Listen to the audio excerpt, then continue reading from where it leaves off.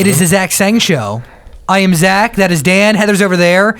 And James Arthur is here. Come on. What's up? Everybody. James Arthur. Yeah. I see you back there. Clap. Hey, get off your cell phone. Yeah, clap. Love Pillow Guy. You better clap your Come hands, on, Pillow man. Guy. Come Clap. on. Bloody hell. James Arthur is here. Yes, I am. Hello, sir. Hello, how are you? I'm, hanging, living life, feeling Yeah, man. good. I'm so happy to be here. I love this show. Well, that makes me really happy. Like, one of the first things you said when you walked in the room was that you watch our interviews. Yeah. That means a lot. Yeah, no, I do. I watch them all, yeah. This and another show. Who? I watch The Breakfast Show as well. The Breakfast Club? The Breakfast Club, yeah. Yeah, they're great. You guys are the two that I watch all the time. No disrespect to any others, but... No, that is an honor to be looped in with them. They're really freaking good. But you have some good radio over in the UK. Yeah, we do. We've only got a couple, though. You guys have got 1,000 radio stations. Insane. Yeah, but which side is better? Would you rather have 1,000 or just the best one or two? Well, I've had the time of my life, like in America the last month, just traveling around all the different stations. You know, it's been amazing. But... yeah, we saved the best to last, I think. I mean, can you just describe that to me, right? Because you're traveling America pretty much for the first time. Yeah. And we're going to get into who you are and what your deal is, which I find fascinating. What you've achieved over in the UK, all the success and everything that came with it, you know? But you come here to the United States, it's kind of like a rebirth almost. Yeah. Is that a right way to kind of phrase it? Yeah, I think it does feel like that, because I had a bit of success in the UK. I winning the X Factor in 2012, and then I pressed the self-destruct button a little bit and lost my record deal. And you know, when people go away from the X Factor, you know, when somebody who wins the show and brings out a single. And then it does whatever, and it did pretty well. And it didn't just do pretty well. It was the number one selling single in X Factor history, and still holds that title today. That's right, and I'm super proud of it. But then, like I said, pressed the self-destruct button, fought against the whole fame thing and everything, and I lost my deal. 2 years went by where everybody kind of wrote me off, and I wasn't really supposed to make any kind of a comeback. It never really happens. It's kind of a miracle. But this song is just... reinvigorated my career, brought me all the way to your show, which is kind of amazing. You win the X Factor and you pretty much get thrown into this the belly of the beast. That's right, yeah. And you're not prepared. No. Like, what are you making of it? Like your first 48 hours post X Factor success? Well, I mean, overnight, I went from being very poor and having not many opportunities. I was grafting. I was working for 10 years trying to make it. Well, just not even trying to make it. I was never trying to be famous or trying to make loads of money. I just wanted to be able to do music for a job. And there's minimal opportunities. I didn't really get anywhere. And one day I'm sitting in this room this flat that's no bigger than most people's bathrooms. Like I'm sharing a toilet with like 6 guys that just got out of prison, so I'm in a bad place. And my electricity goes out, and I'm ringing everybody, calling everybody, saying, "Hey, borrow me some money. I need to put some lights on." And they think I'm just trying to, swindle some money for whatever. Yeah. Because I used to, be a bit of a rebel. Drugs, booze, maybe a bit self-medication.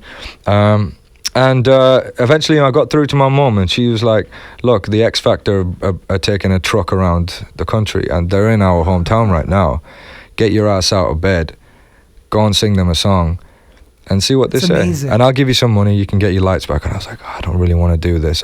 It's not for me. I don't look like a pop star. I'm not your conventional.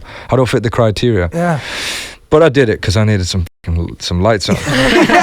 You needed to eat. So I needed to eat, so I joined the back of this queue, and I stayed there for hours, and I thought about leaving it a million times. And anyway, long story short, they heard me. They fast-tracked me to the TV audition. 3 months later, I'm the winner of the X Factor. I'm one of the most famous men in Britain overnight. And I just was like, what the? I'm best friends with Nicole Scherzinger all of a sudden. I'm like hanging out with Ed Sheeran, and it's crazy. And I really didn't know how to deal with it. I developed really bad anxiety. Understandable. Yeah, I developed real bad anxiety, and I was having a lot of attacks. And I'm normally a laid-back, chilled guy, and I didn't know what to do with it. What made you anxious? Was it the popularity? Was it the pressure to deliver? I put a lot of pressure on myself because I had to strike a balance between being a reality TV show winner, a guy that Janet from Grimsby voted for on a Saturday night, to a guy that has his own visions and a guy that wants to make music that from a voice to an artist. Yeah, exactly. Yeah. What used to be the expression and used to help me through those anxieties became my job. And I was putting pressure on myself. I wanted to be the best there was. I wanted to be. Not many male winners have made it. In fact, none of them have made it. And when they go away, they never come back. And that's what's miraculous about all this is I went away because I pressed that self-destruct button and I kicked against the label and Simon and all this stuff. And you rebelled hard. Yeah. But yeah. A part of it's nobody would have bet on me coming back. Are you thankful that your mom called you that day and said, "Get your ass out of bed"? Yes, I am. Me and my mom have had our problems, our ups and downs over the years. But I mean, she played a big part in making me very happy now. How does she take all this? Oh, she's super proud, She's on Twitter all day, every day.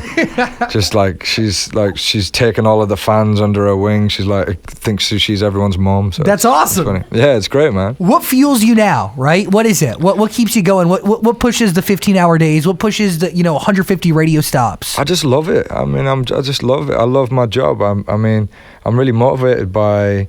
I'm motivated by people being inspired by what I'm doing, I get messages of people saying we're gonna get married to your song, or you got me through a rough time. That's and I get to travel around this beautiful country for a month and get paid for it. It's a good life. It ain't bad. It ain't bad. By the way, our producer Kristen will be getting married, or hopefully her husband suggested. Yeah, you were saying, fiance suggested that Say You Won't Let Go be the song. Oh, really?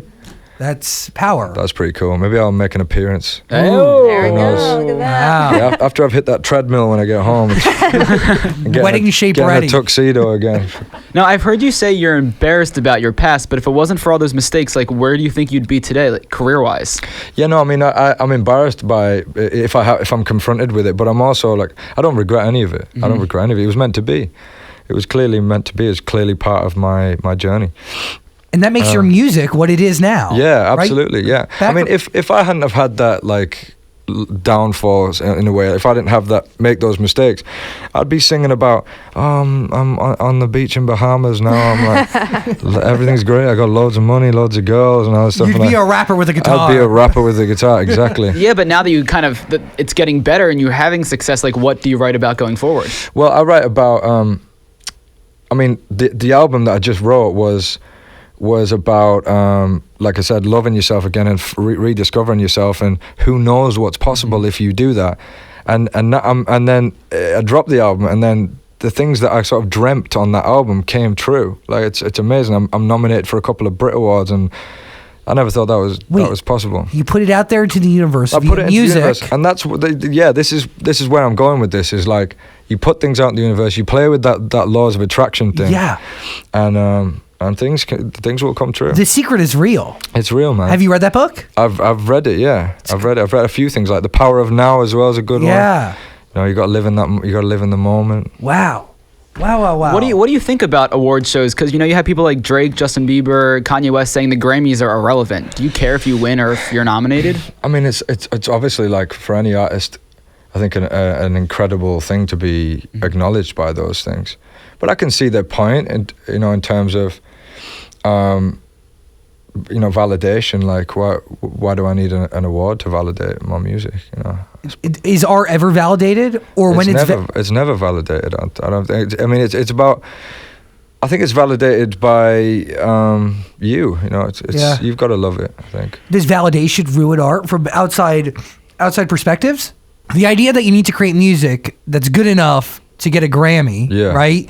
Does that muddy the water and the emotions that are actually being expressed? I think only if you let it. You're in control of that. That's something that you, as an artist, you control that. Nobody else can control that. Yeah, it's the same idea if somebody's going into the studio solely to create a hit and they feel like they've broken down what a hit could be. Yeah, there's no formula. I don't think. I think it's just about honesty and and authenticity. And with you, honesty is key. You know, Say You Won't Let Go. Can you tell me your story behind that? Because everybody else, when they hear that song, it's been in my playlist for weeks now. You form your own story. You figure out how that relates to me. Yeah, exactly. That's the idea. Is, you know, I want people to. I mean, the second half of the song is from my imagination. The first bit is like, you know, from I'm drawing upon memories of falling in love, house parties, and you know, you have a few drinks with a girl and she's throwing up and you're holding her hair back and she turns around and smiles at you and you fall in love. You know, that those real moments in life. You know, it can be an unorthodox way that you find someone that you can be found in the darkness and they can, you know, bring light to your life and stuff like that. And then the second half of the song is, you know, talking about where I think we all want to be, and that's with somebody, a partner to share the rest of our lives with. And in this day and age, I think it's hard to keep hold of those things. And I want to remind people that, you know, if you find something that you love or someone that you love, like, hold on to it. What state are you in when you write this song? Because you said a lot of it, you know, imagination, right? You're putting yourself in other people's shoes. You're trying to kind of like see it from their perspective, right? You're empathetic in that sense. You're trying to gather other stories. What do you do? How does that work? Do you go somewhere? What's the process? I mean, I don't want to sound like Rain Man or anything like that. But a lot of the time, they'll come to me. I can be sitting on an aircraft, or I don't know. It could be anywhere. Yeah, the concept will come to me. I'm inspired by films. I watch a lot of films. Okay. By life. Yeah, it's usually like something that'll just come into my head, really. There's never really any set process. Sober, one of my favorite songs off the record. Yeah. I think it's great. One, you give a nice Beyonce shout out. I love, by the way, throughout the whole album, you have really great like mainstream, like just tie-ins. Thank you. Do you have a message to Beyonce's twins? Do I have a message? I mean, they're unborn, but I'm sure she'll play this for them. After that photograph, stay humble. Do you see that photo and you go, do you see that photo and what do you think? Right? Like, do you think this is the total opposite of how I ever want to be? Next question. Okay. No, I'm kidding. No, listen, I love Beyonce. That surprised me a little bit. Yeah. I've never ever felt that way about Beyonce. Like, why? What does that mean? But is it because you kind of listen to her lyrics? Her lyrics are beautiful and they are deep and they have a real story there. To me, she's a real artist, like a tormented artist. You know, like a real. You know, she's a slave to her art, and she's like, I feel like she's really authentic. But I didn't get the photo personally. But I think she looked hot as usual. That's what I said. She always looks great. But I mean, for me personally, like if I try and put myself in her shoes, if I was having twins, I wouldn't. The first thing I would think would be, cool, I'm having twins. I'm off work for a bit. I wouldn't think, let's go to the studio. Let's put a veil on, and let's take some hot pictures of this. Yeah, people need to see this. Yes. Yeah, people need to see this. But I mean, fair play, more power to her. Fair play to her. Let her live life. She's amazing. She's earned it. She's earned the right to do whatever she wants. Tell me the story behind Sober. The story behind Sober, it's really not that deep, to be honest. It's like I was writing all these songs for this album, like from these fight songs and these like redemption songs, and I just wanted to break it up a little bit and lighten up the theme a little bit. And this one just feels like a house party tune, you know. It does. One that you just kind of. I was imagining the video of me like at just a crazy house party. Are you directing your own music videos? Is that you? I would like to, yeah. I would like to. I mean, I have a lot of input in the videos, yeah. Put it out into the universe. The law of attraction. That's the one, my friend, yeah. What is on your list of things you need to attract? Ariana Grande. Number one. Okay. You and Mac Miller do have the same type of vibe going on. Yeah, you got the scruff, the tattoos. Yeah, we are a bit. We are similar in some ways. Obviously, I'm much better looking, but I didn't want to say it, but yes. No, I'm kidding. Okay, let's be real. He's great. I was joking, by the way. / deadly serious. Ariana's on your list. No, I'm kidding. Yeah. Well, I mean, no, she's taken, of course, and I'm a fan of Mac Miller. So let's not start some beef. Well, I just want to continue. I just want to continue cementing my career and reaching more people. You know, one of my biggest dreams has been to come here to America, and I've been so inspired by American music all my life. And I think for a British artist, it feels like kind of the ultimate sense of achievement to be recognized here, and it's like a bit more validation.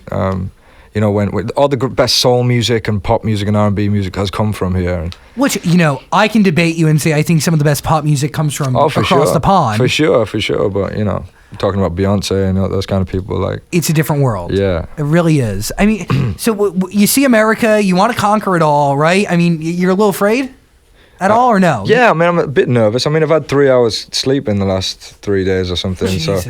So it can be a bit overwhelming coming to this show, like I said, that I've been watching online and, you know, wanting to come and do. Yeah, it's a big task, I think. You know, there's a lot to do, but I'm confident that my music will speak for itself. Well, speaking of the validation, what do you think of Machine Gun Kelly and Camila Cabello performing your song? Oh yeah, I just saw her Lounge? today. I just saw Camila today. Yeah, that was amazing. Yeah. Did you watch the performance? She's got so many fans. Like they've just been. Oh, it's insane. Blowing my Twitter up.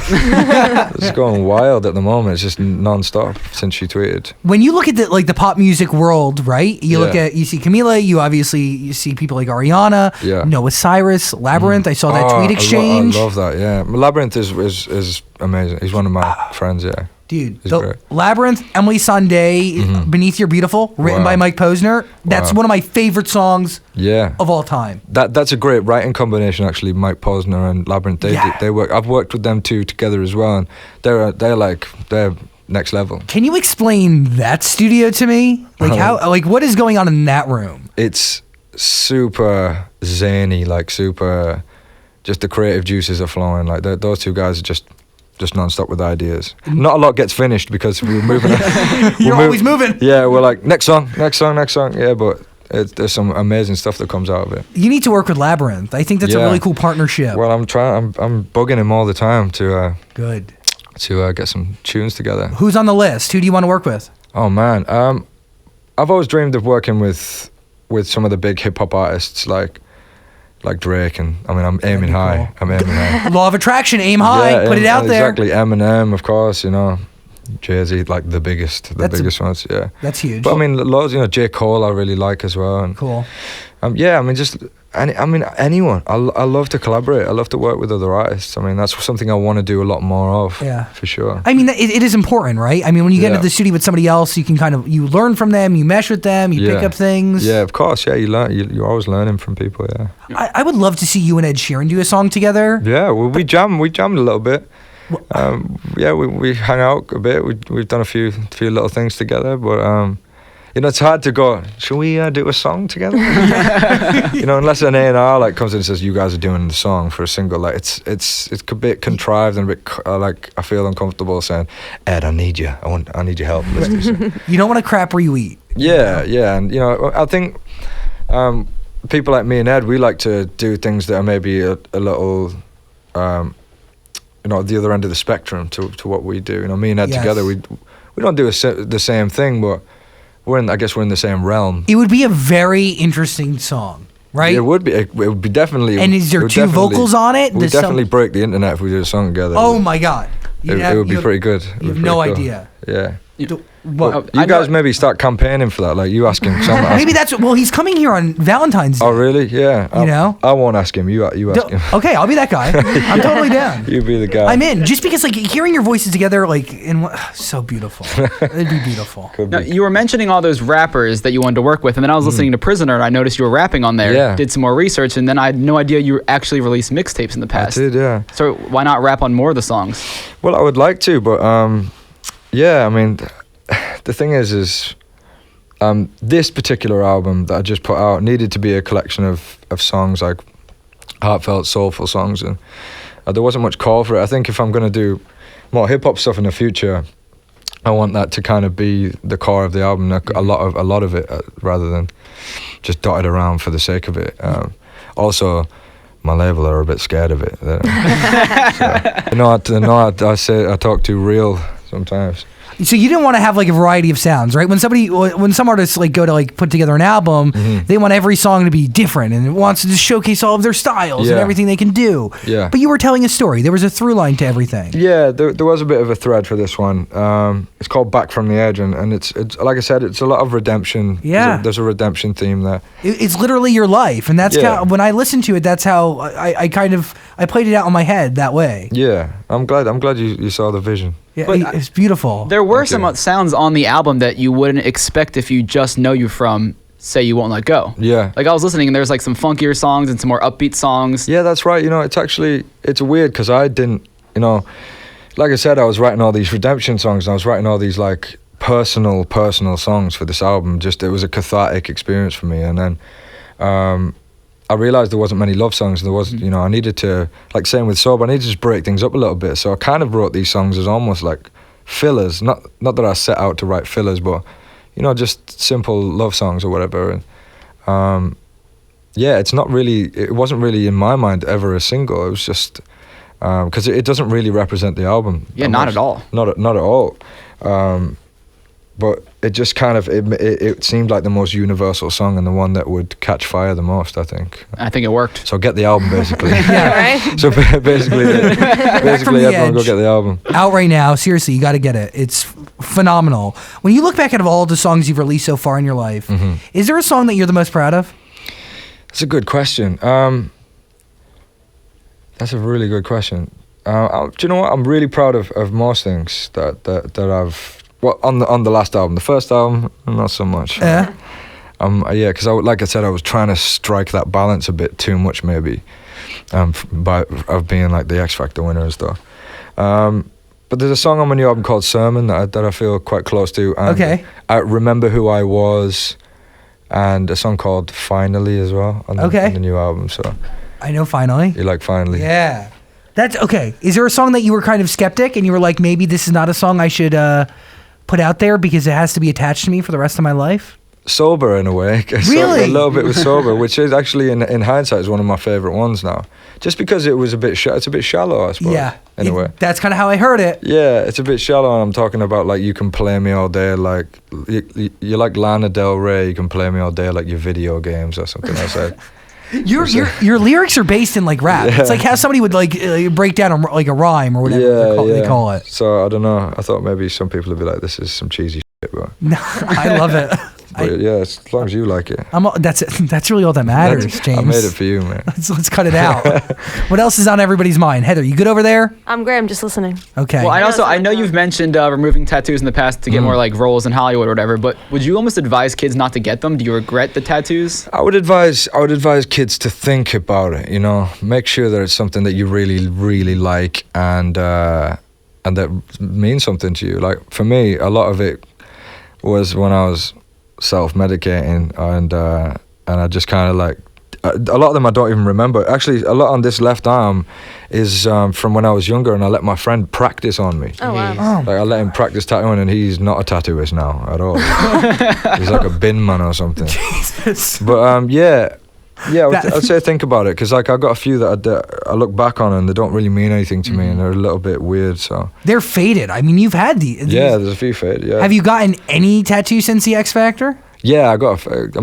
Quite a few of them. Like the one I'm having removed on my hand was like my logo, and I was like, when I got out of that weird depression phase, and like when I was doing a lot of whatever. Yeah. I didn't remember getting it, and I thought, how narcissistic is that? And it was kind of like that scene in a movie when I can't remember what movie it is, but he figures out like a really. He has an epiphany, and like he has all these tattoos that mean nothing to him. And it's Memento, I think you're talking. Is it Memento? Yeah, so. Yeah. It kind of was a bit like that. Yeah. Wow. So how many do you want to get removed? What is the goal here? Only I'm still thinking about it. Definitely this hand one. Okay. I thought about the neck one, because I don't know. I would like to do some films, and I don't know how many roles I would get if they're like, oh, this guy needs to sit in a chair for 6 hours getting his makeup done. So you want to act? A little bit, yeah. What kind of roles? I don't know if you've ever seen a film called Dead Man's Shoes. It's there's a director in the UK called Shane Meadows who makes like This Is England and stuff like that. Okay. It's just like really raw, gritty. You'd fit that vibe. Now I'm picturing you like walking down like a dark alleyway in London. Just like killing somebody. It's raining. Stabbing someone in the heart. There's murder. I'm giving off a murderer vibe here today. That's brilliant. Back from the Edge. Mm-hmm. That is the album out right now. You got to check it out if you haven't. So please do it. A question for you. Mm-hmm. Do you really not become a human being until somebody actually loves you? Is that truth? I think so, yeah. I don't think you really feel the benefits of life until you appreciate yourself. You know, you like yourself. Whose love did you need? Was it an outside love or was it your love? It was definitely within me. I was looking outside of myself constantly. I was looking for God through you know, a purchase or through a drug or through women or whatever, you know. And I needed to look no further than me. James Arthur, you are phenomenal, my friend. Thank you, sir. Thank you for taking the time. And I seriously, I hope this conversation was as good as the other ones you've watched because I enjoyed it. I've loved it. I mean, sorry about the lack of energy. I've been no, it's all good. Jet lag and In-N-Out burger. How many times have you done In-N-Out? A couple of times, brother. It feels good though. You regret it, but it's good. It's good. It's good. It's good. James Arthur, everybody, come on. Thank you. Thanks.